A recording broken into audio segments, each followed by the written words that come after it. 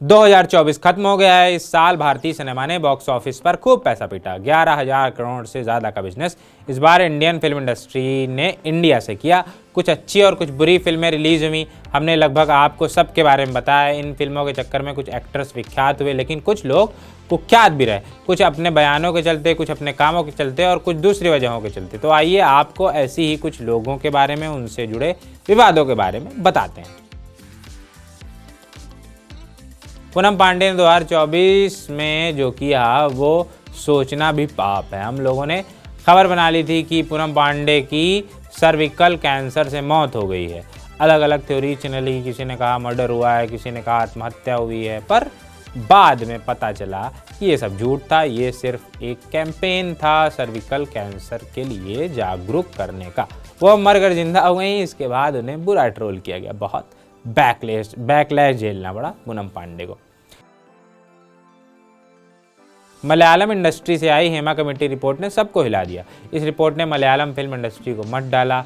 इस कमेटी ने इंडस्ट्री में कई महिला प्रोफेशनल्स से कंसल्ट किया। इस दौरान यौन उत्पीड़न और काम से ब्लैक लिस्टिंग करने समेत दूसरे मुद्दों को लेकर बयान दर्ज किए गए। कास्टिंग काउच के मामले भी सामने आए, जबकि फिल्म सेट पर शराब और ड्रग्स का इस्तेमाल किए जाने को लेकर भी रिपोर्ट की गई।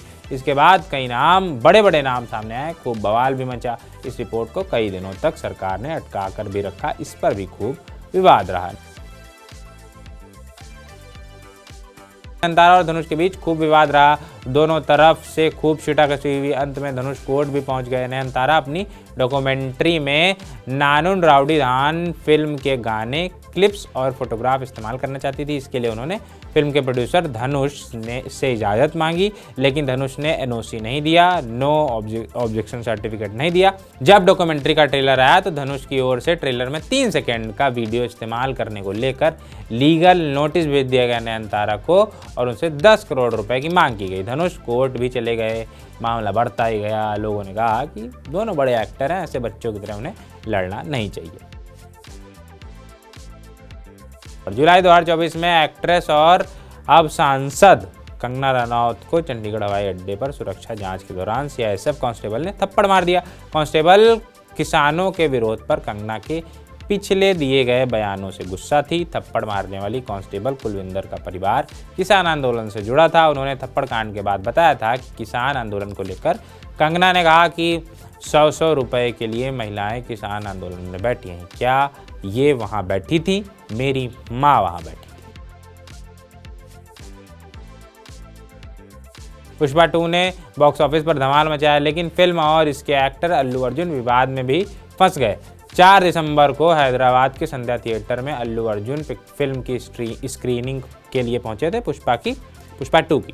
वहां मची भगदड़ से एक महिला की मौत हो गई, उसका बेटा घायल हो गया। अल्लू अर्जुन को बाद में महिला की मौत के मामले में गिरफ्तार किया गया, लेकिन अंतरिम जमानत पर रिहा भी कर दिया गया। उनसे पूछताछ भी की गई, उसके लिए अलग से उन्हें बुलाया गया। हालांकि अल्लू ने उस महिला के परिवार और बच्चे की आर्थिक रूप से मदद भी की। अभिषेक बच्चन और निम्रत कौर की तलाक की खूब खबरें उड़ी। कहा गया अब दोनों साथ नहीं दिखते हैं, बहुत जल्द उनका तलाक होने वाला है। इसके बाद अभिषेक का नाम जोड़ा गया। निम्रत कौर से कहा गया कि 10वीं फिल्म में काम करते हुए दोनों काफ़ी नज़दीक आ गए। बहुत दिनों तक ये मामला चला, इतना चला कि निम्रत कौर का नाम साल की टॉप गूगल सर्च लिस्ट तक में आ गया। इस मामले में किसी ने कुछ नहीं नकारा, ना अभिषेक ने नकारा, ना निम्रत ने नकारा, ना ही ऐश्वर्या राय ने सफाई दी। किसी ने कुछ नहीं कहा। हाल ही में ऐश्वर्या और अभिषेक बेटी आराध्या के स्कूल फंक्शन पर साथ दिखे, तब जाकर थोड़ा मामला शांत हुआ। विक्रांत मैसी ने 12th फेल से ख्याति पाई। बीते दिनों उनकी फिल्म साबरमती एक्सप्रेस आई। इसके प्रमोशन के दौरान इंटरव्यूज में बोली गई उनकी कुछ बातों को लेकर उन्हें खूब ट्रोल किया गया। फिर उसके बाद उन्होंने कहा कि वो एक्टिंग से ब्रेक लेना चाहते हैं, पर लोगों ने इसे रिटायरमेंट समझ लिया। मामला बढ़ता गया। अंत में विक्रांत मैसी को आकर सामने सफाई देनी।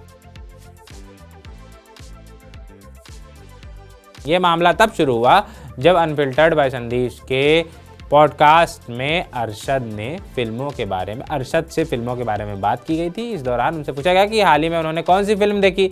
इस पर वारसी ने जवाब देते हुए कहा कल्कि उन्होंने देखी। वारसी ने कहा मैंने कल्कि देखी है जो कि मुझे अच्छी नहीं लगी। फिल्म में प्रभास जोकर जैसे दिख रहे हैं, पूरी फिल्म में उन्हें जोकर बना दिया गया है। इसके बाद उन्हें खूब ट्रोल किया गया। कई साउथ एक्टर्स ने भी अधूरा बयान सुनकर अरशद को खरी खोटी सुनाई। सबने कहा कि प्रभास को अरशद वारसी ने जोकर कहा, जबकि अरशद ने फिल्म में कहा था कि उनको जोकर की तरह पोर्ट्रे किया गया। बाद में नानी जैसे बड़े साउथ सुपरस्टार्स ने भी वारसी से माफ़ी मांगी। बाकी आपको कोई और विवाद याद आ रहा हो तो हमें कमेंट बॉक्स में बताइएगा। हमारा भी ज्ञानवर्धन हुआ। चलते हैं, बाय बाय, टाटा, शुक्रिया।